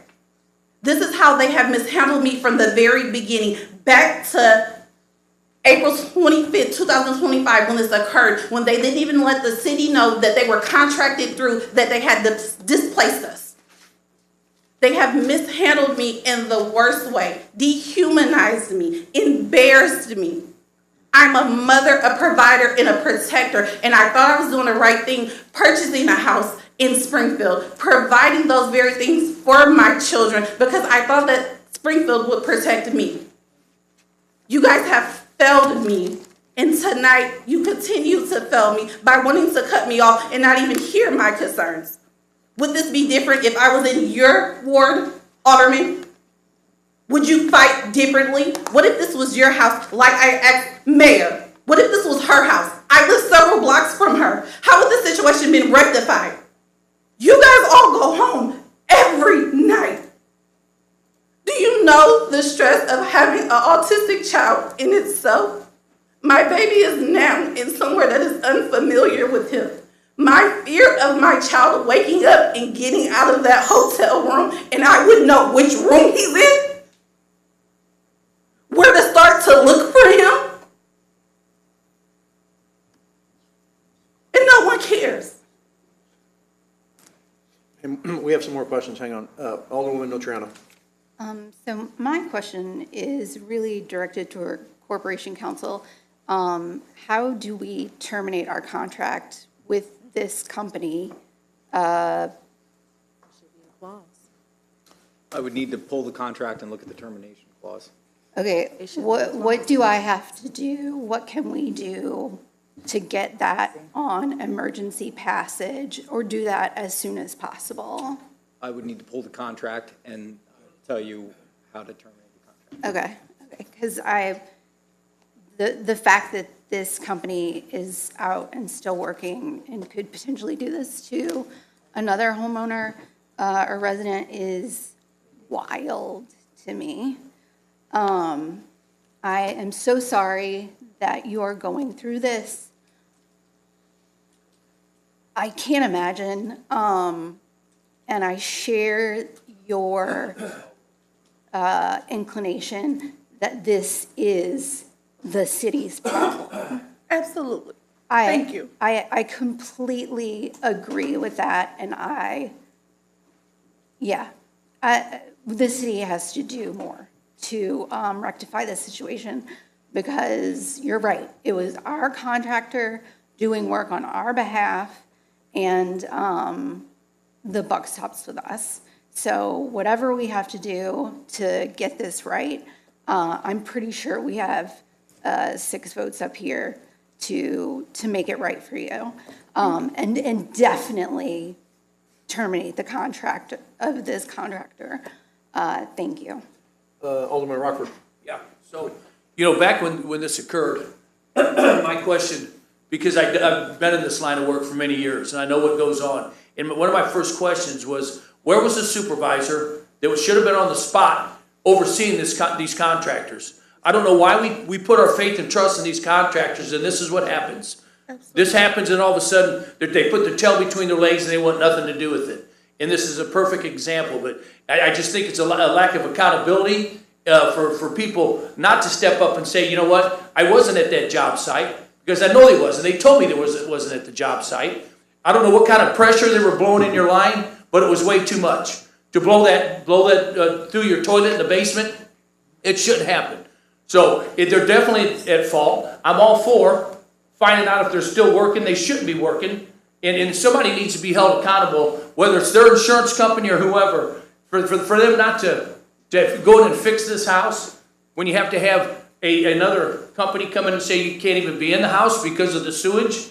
I think it's wrong. We should have been in there that day, that night, and started working for her to put her back in her house and redo her house. I think it's a big embarrassment on the city of Springfield and the city council, and I'll take a lot of that responsibility because it's my ward, and I did fail her because I should have been pushing this a long time. But when you ask questions, you don't get no response. It's hard to get answers. So I apologize on my behalf, but I think the whole city and this contractor should be responsible. Thank you. You did not fail me, and I thank you. But to speak to this company again, each of you were presented with this. This company has not only lied, You don't all have it, but I have it and I can send it to you. The company has also lied to the city. This is a document of damages of a house that is not mine.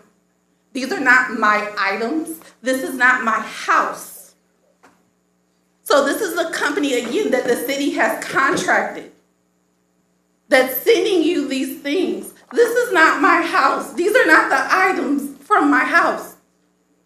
This isn't my name or the claim number on the document. And this is also an email that our mayor was CC'd in, that they sent directly to corporate counsel, to Tyler Borski, to Public Works. Like, it's endless. But thank God I am who I am. I am diligent. I am educated. I am smart. I persevere. I have documented and kept everything from day one, not knowing that 16 months later, my children and I will still be displaced.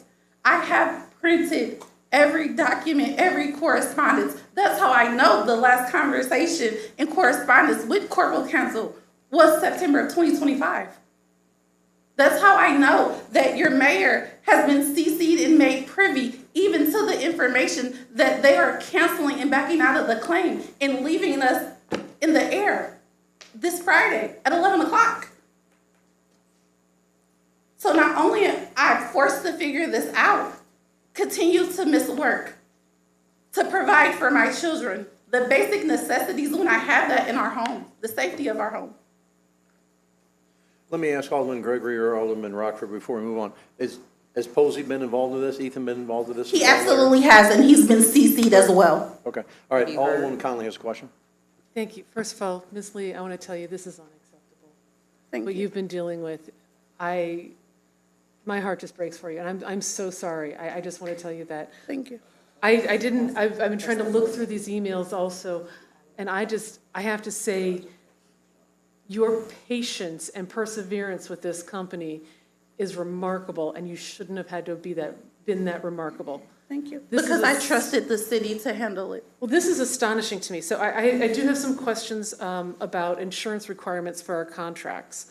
So again, this was a contractor who caused this issue. We require all of our contractors to carry liability insurance. That's correct. What are the limits on their liability insurance that they can somehow transfer that insurance to a different company that's now making a decision to drop her case without resolution? I mean, that's unthinkable.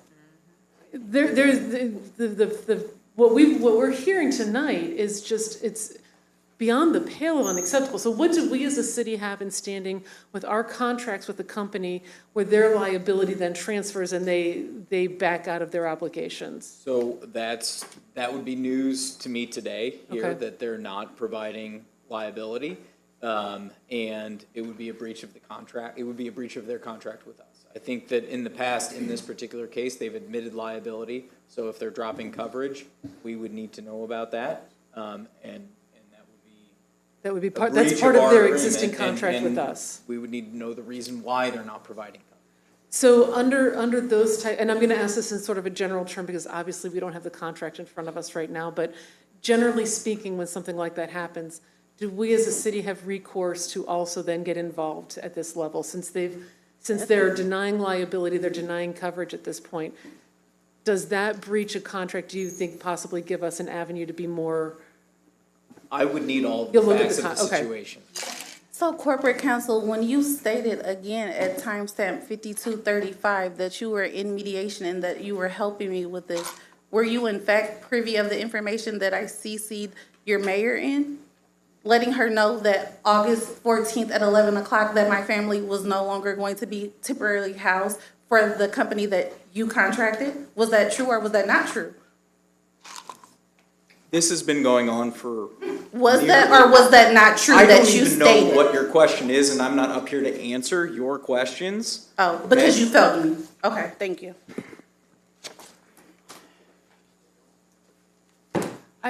Chair, if again, I want to say, you have everyone's attention. This should never have gone this long. I think when I was your age, I also was a single mom of 3 kids. This is devastating, and what that's done to your children is what really hurts my heart. And so please do keep Like, do I I'm keep sorry. you guys in the loop? Because he doesn't know what he said July 28th at timestamp 52:35, that he's in mediation and that he has been helping me. But he said tonight that he hasn't talked to me since September of 2025. Who do I tell besides Sean and Larry? Because they're the only ones that listen. I thank you two, I really do. But who do I tell? Who do I go to? No one cares. He got up and left. He wanted me to stop 15 minutes ago and we're brushing the surface. They don't care. I do think, I will tell you, I think people do care, and that's what I wanted to follow up with, which is to say that I would hope that we can have a more formal report and understanding of this by next week, so that we can address this, because I know this is the kind of issue. We deal with contractors that cause damage to people's property at different degrees. This is the worst. This is the worst I've ever seen. But we've dealt with this in the past. So there certainly is a criteria here where we have every single ward, every council member has an interest in this, because any one of our residents could be, could have a contractor who's working for us fail under their legal obligation to carry of insurance that makes her whole. That's the point of insurance, is to make the impacted person who did nothing wrong, make them whole. She's nowhere near that. You're just dealing with holes right now. So I want you to know, my request is that we get a formal response, not just as an email to the group, but at council next week, so we can understand repercussions for this for other contracts too, and insurance expectations of the city. Sure, I'm happy to provide the council with my involvement in this, and then all of the other attorneys of my office who have been working on this. Thank you very much, Corporation Counsel. Alderwoman Purchase. Thank you. I had some more following up I had wanted to ask you, and I understand Alderwoman Conley wants a report, but you just said something that's alarming. You're going to be out at 11 o'clock from the Crown Plaza. Did you say on Friday? We're no longer at the Crown Plaza. That was the first initial hotel that I had to pay for out of my pocket until I could speak with someone to get us temporary house. But yes, 11 o'clock Friday. So, and I'm sorry, just one thing before you continue. So we see the blatant disregard. We need more than something that's going to occur next Tuesday. So that's what I was about to get to. So that's why I asked you about your specific time frame. And I wanted to ask that we do an emergency for her to be in shelter. Her kids got to start school. And it's been 16 months. And I understand that you're hearing of things today, but we've seen things like this come forward before, where I know community relations that Director Posey has helped to also get people housed as well. Can we do something like literally now to help her get housing and stable? And then, oh, okay, I see Director Posey raising his hand. I'm saying, I literally. Use the mic. I went out in the hallway, I just called Josh Sabo. Okay. We'd like to schedule a meeting and sit down tomorrow with the continuum of care to see. Ethan, can you speak in the mic? Oh, sorry, I went out in the hallway, I spoke to Josh Sabo. We're gonna schedule a meeting with you in the continuum of care tomorrow. He said, please bring all your documentation, but they're gonna try to find whatever pots of money they can find to help you, whether that be the security deposit and first month's rent to get you into the home with the landlord that you're talking about. But again, there are things that's why we work so closely with the continuum, because there's things that they're able to do in situations where we as a city legally may not be able to do something. But I literally just spoke to Josh 3 minutes ago, and we'd like to sit down with you whatever time works for you first thing in the morning, so we can help our best. Thank you, Director Posey. And I want to thank you for coming in here and talking about this today, because that's how you're getting a meeting tomorrow. You said this has been going on for 16 months. You said, I didn't get to catch it that quick, but you said 100 and how much thousand? $155,000. That's a rough estimate. And I wasn't trying to be funny when I said they could have been redid your whole entire house with $155,000. Absolutely. And then, do you have an estimate of how much the damages are in the house, or will they not? So again, the company continues to insult me. The first quote that they gave that I sent over to Corporation Counsel September 2025 was a 98-page document stating that it was $36,000 to repair. The contractor laughed, and he stated that the material that he needs will exceed $32,000. So material was 32,000 and what was It 36,000? will exceed the 32 or $36,000. Gotcha. I Just have, material, but he didn't yes. tell you labor? no, but I have the quotes as well in these packets from And the that's what contractor. we have in the yellow? Yes. Okay. And if they're not, I could get them to you. I think we need everything to see this, and that was the first question I asked, was a clause. Every contract has a clause. When I worked at IDOT, you wouldn't be able to move on to another contract until you made good with what you just did to a as they call it, a company. But the company that they contracted see that they could mislead and misguide them and not have to be responsible. So why do they feel like they have to be responsible to me and my family? I totally understand where you're coming from, and that's why I asked those questions to Corporation Counsel to hear where they were as the city with dealing with this entity. They cannot drop you. There's some type of game being played. There's a silo that's happening right now too, where we're not hearing that information and they're able to play this game. Your Companies mayor know was how to. CC'd in all of that correspondence.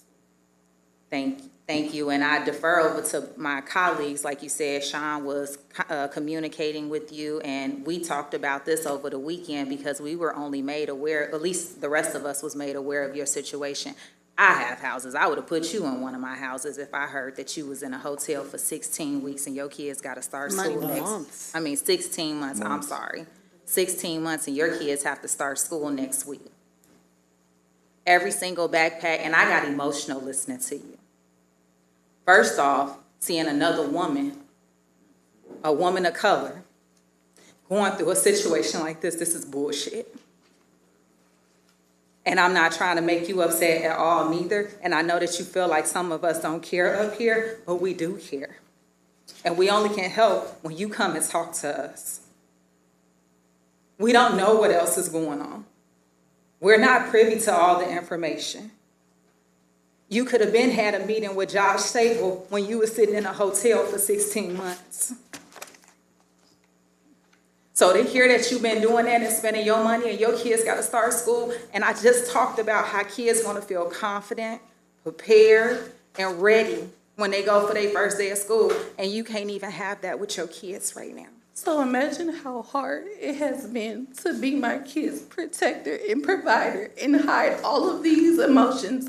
My storms will never touch my kids. So imagine how many nights I've been in this hotel in the bathroom crying because they failed to extend us on a Friday night multiple times. And the city blatantly disregards us, but Senator Doris Turner can stop on a Saturday morning from Chicago to send Fifth Street Renaissance to rescue us. Imagine how it feels not to have the answers for my children who look at me as everything. Well, I just want to say you brave. You're brave for coming in here today. You're brave because people are watching this on TV right now. And my children still don't know that. You are very brave to be able to bring this forward and share with us what's going on with you and figure out how we can help you. And I want to see the report, but we need to do our due diligence and help you starting tonight. Get all your information turned in so that he can look at the clause, but there's nothing else that outside of him doing his due diligence and reading the contract, they shouldn't have a contract no more. I asked those questions earlier because I don't know what we have. Our job up here is ordinances. We don't look at every single contract that comes through, and that's why we have Corporation Counsel. But when we have things like this that come up, we're able to speak to it and see what policies can be put in place. Just like you heard me ask earlier, you keep hearing about contracts, you keep hearing him talk about minority participation. I brought up a cup. Like, we're not stupid. We understand what's going on.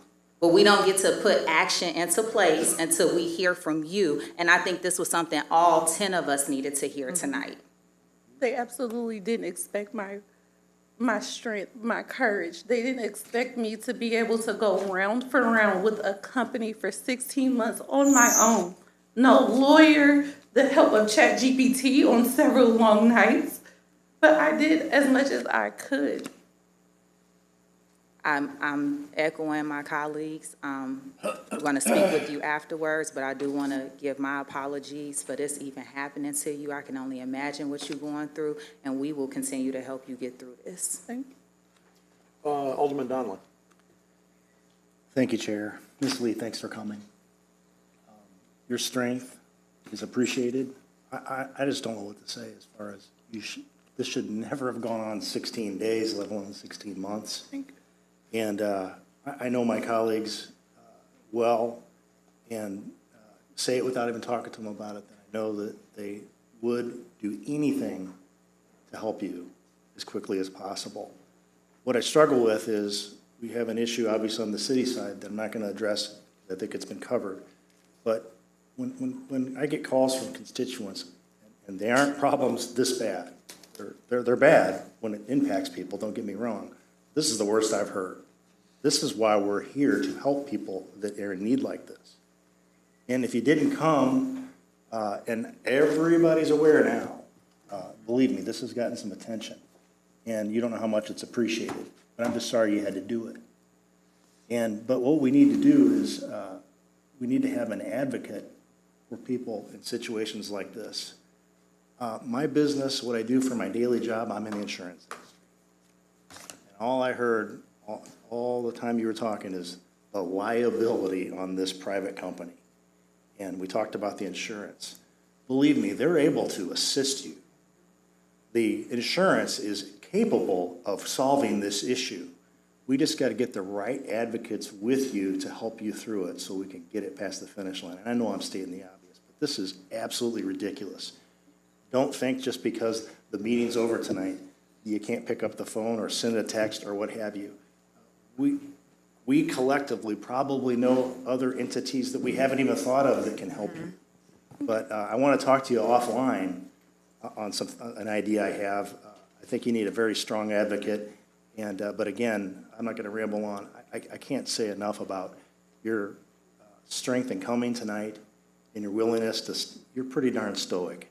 Thank you. You didn't break down. You did a good job. And Alderwoman Conley and I are going to share the documents so she can get a copy myself. But we'll sit here all night if we have to. Thank you. I appreciate it. Alderman Williams. Yeah, thank you, Mr. Chair. I would say she has the city's attention. We have a plan, and I appreciate her coming. It served its purpose for coming, and I have the faith that things are going to be much better and move forward, and we're taking care of the immediate 14th situation. Thank you, Chair. Thank you. Thank you, ma'am. It sounds like you have the full force of the city behind you now, and thanks for elevating it, unfortunately, after 16 months. Thank you. Thank you for your change of heart. Thank you. Next, clerk. Ready? Yeah. Matthew Young. Thank you for allowing me to talk here today. My problem that I started with was back in last Thursday. I had received a parking violation, and I want to make it clear that I wasn't at my parking spot maliciously. I wasn't harming no one. I wasn't bothering no one. I work for a home help agency where I take care of a client for 25 hours a week up at near North Village. I work from 10:30 to 5 Monday through Wednesday. I work 10:30 to 4 on Thursdays with the client. I have to find a parking spot around the building so that I can go and tailor my care for this client of mine. So for me to get a parking violation, I just want to be able to go into my work, park at a convenient spot, and go take care of my client without being harassed with repeated violation after violation. I know that there are some people out there that would pretty much abuse the system, but I'm not one of those people. I want to just go in, take care of my client, go leave that apartment building, and go home without having to be fearful of getting a parking violation every time I park around her building. We have to be patient-centered care for our clients. It's required by Illinois state law that we have to care for the clients. We have to tailor our to the client's needs. And my client requires me to be in her apartment from the time that I go into the building till the time I leave the building. And I'm there, and like I said, I'm there for 6.5 hours Monday through Wednesday and 5.5 hours on Thursdays. And I know that you guys like to have continuity, like everything is like a cookie cutter, that everything has to conform to right angles and straight lines and perfectly rounded circles. But shouldn't there be at least some consideration and some leniency for people that are in my situation? Anybody have any questions? Alderman Williams, you have one? Yes, so, you know, if it's the building I'm thinking about, they don't allow, you know, the underground parking. No, Around the back. it's for the residents only. Oh, she's not here. Well, okay, so, because my first question to you is, so who's responsible for your parking? I have to be responsible for it because I have to find a parking spot around the building to park my truck. So I can go on in, work for my client, and go back home. I don't want to have to be harassed every time for a parking violation. It's going to cost me money out of my pocket.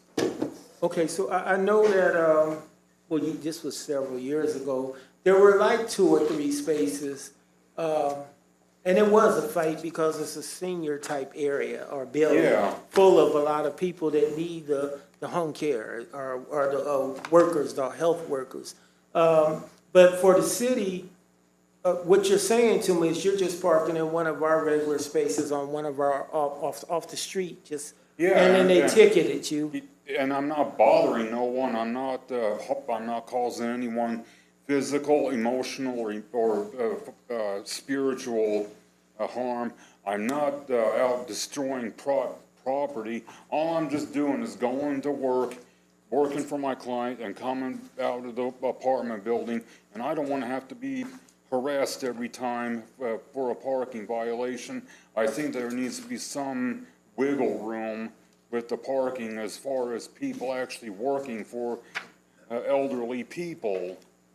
Well, is this a parking space with a meter, or is it just a sign with a time? I always park on the 4th Street because my client my client lives on the 4th and Madison side, and I just want to be able to park someplace so that I can go in and take care of my client and then go back home without fear of getting something like this every time. But I'm asking, is it because you stayed in that park too long, or because it was at a meter and you didn't fix it? What? This one, it was just a motor vehicle was parked too long. But like I said, I work 6.5-hour days, Monday through Wednesday, and 5.5 hours on Thursday. And I don't want to have to be harassed by a parking violation. Thank you. All right, any other questions? Thank you, sir. What would be the remedy for something like this if someone is a home health aide that has to go into work for someone at one of these high rises that has those parking spaces? There needs to be. I think the best thing to do is talk to your older person, whoever that would be. Well, I don't live in Springfield. I live in Riverton, but I need to come here to address this because, like I said, I wasn't harming no one. I wasn't out causing damage to a property. All I was just doing is going in to take care of my clients. I think it's Alderwoman Purchase, as I understand, so I would talk to Alderwoman Purchase. I think she's probably out in the hall. Okay.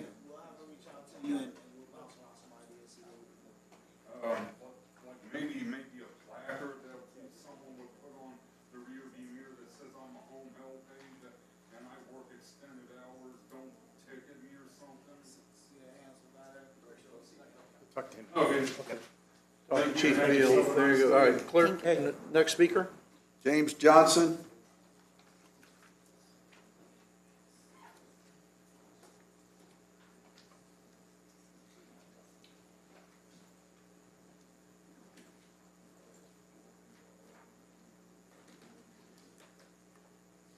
Y'all ready for me? Well, I'm gonna wait till they finish talking. Go ahead, James. James, go ahead. I'm not gonna talk about what's on the paper now. After 16 months, I'm gonna postpone my speech to the chief and the mayor to next week. But 16 months, ultimate failure. It took 16 months?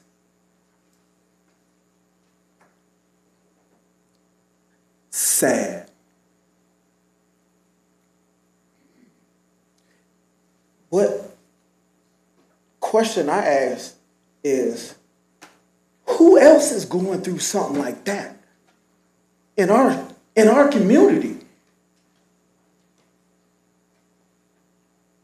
Who else? And y'all knew about it? And nobody's done nothing? And here, let me make a suggestion before I lose it. Whoever that contractor is, before you terminate them, you need to stop payment and make them go fix their mess immediately. Pull them off whatever job they on and make them go fix it. And then terminate them. I would love to know. So after you terminate them, put that company name out there because we don't ever want to see them again. Ever. And Corporation Counsel, I don't really want to have to jump on you guys, but we had police officers drive on my grass, and your office thought that didn't do no damage to my property. So I can understand what some people are going through and whatnot. But if I drive on your grass and I turn around on it, it does damage to the lawn. My claim was denied in your office, but that ain't while I'm up here. But 16 months. If you didn't get emotional with them talking, and then when Lakeisha did what she did, I thought I was going to have to walk out. As a city, you failed. Y'all will give the police department how many millions? You get a CWLP, how many millions? We just did an emergency contract for the police department again. How much money we give away? And we got people living in hotels with family.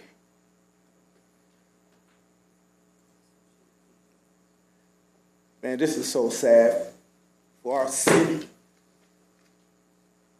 for our leadership. If y'all don't rectify this, all y'all need to go. Starting from the mayor down. Anybody that comes up here and needs that kind of help, it shouldn't even take 16 months. I'm not even taking up all my time. 16 months, sad. I'll be back. Teresa Haley, She left. She'll be back next week. Chase Hadaz,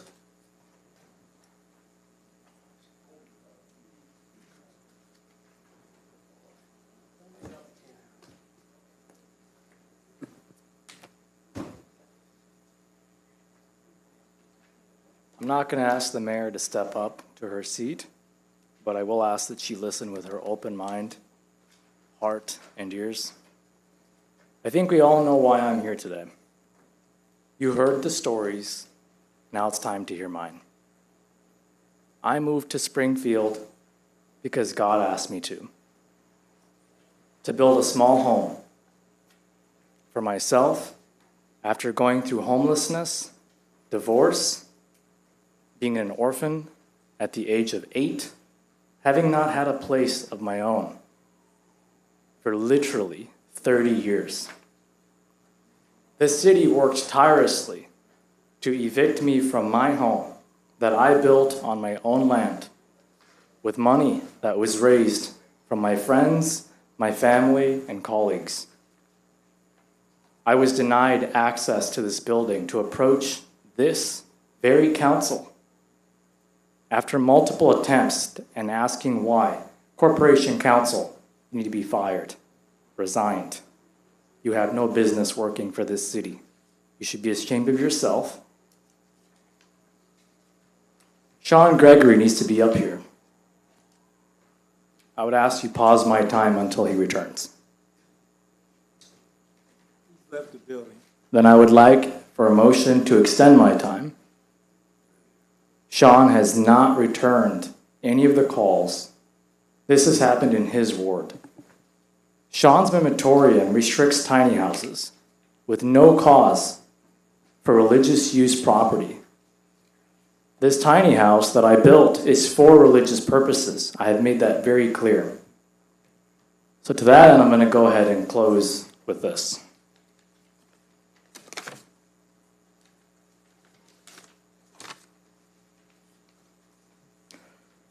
To the people of Illinois and to every American who values liberty and one nation under God. Today I speak not only for myself, but for every person who believes that a home is more than wooden walls. A home is where families are raised, where prayers are spoken, where faith is practiced, and where the relationship between an individual and God is lived out in peace. My case is more than about one structure and one address. It raises broader questions about the balance between government regulation, property rights, religious liberty, and equal treatment under the law. I believe that every citizen deserves an opportunity to seek justice when they feel that those fundamental freedoms are burdened. The freedoms protected by our Constitution were not established for the powerful alone. They exist to protect every citizen, especially those whose voices are overlooked. If government regulations unnecessarily burden this practice of faith within one's home, then those concerns deserve careful review through our courts and democratic institutions. As Christians, we are reminded that our first allegiance is to God. Scripture teaches us to love our neighbors, pursue justice, and defend those who cannot defend themselves. We are also instructed to respect lawful authority while holding it accountable to the principle of justice and equality. These responsibilities are not in conflict, they strengthen one another. This discussion extends beyond my own circumstances. If any person believes their constitutional civil rights have been unfairly restricted, every American has an interest in ensuring those claims receive a fair hearing. Liberty is strongest when it's protected by equality for everyone, regardless of income, status, or background. I call upon our elected officials, community leaders, and fellow citizens to engage in respectful dialogue about housing policy, religious liberty, and dignity for every human being. We can uphold public safety while also preserving the freedoms that defend our nation. The Christian faith teaches that every person is created in the image of God and possesses inherent dignity. Our law should reflect the principle by promoting justice, compassion, and equal protection under the law. I will continue to pursue my concerns through lawful and peaceful means. I ask those who share the values pray for wisdom, justice, reconciliation, not only for me, but for every family facing uncertainty and every public servant entrusted with making difficult decisions. May we never lose sight of the truth that freedom requires vigilance, justice requires courage, and faith requires perseverance. May God bless our communities, our state, and the United States of America. My name is Chase Haydes, and I confirm this message. Thank you. Council, is there any need for executive session? No, sir. Motion to adjourn. Aye. Motion passes.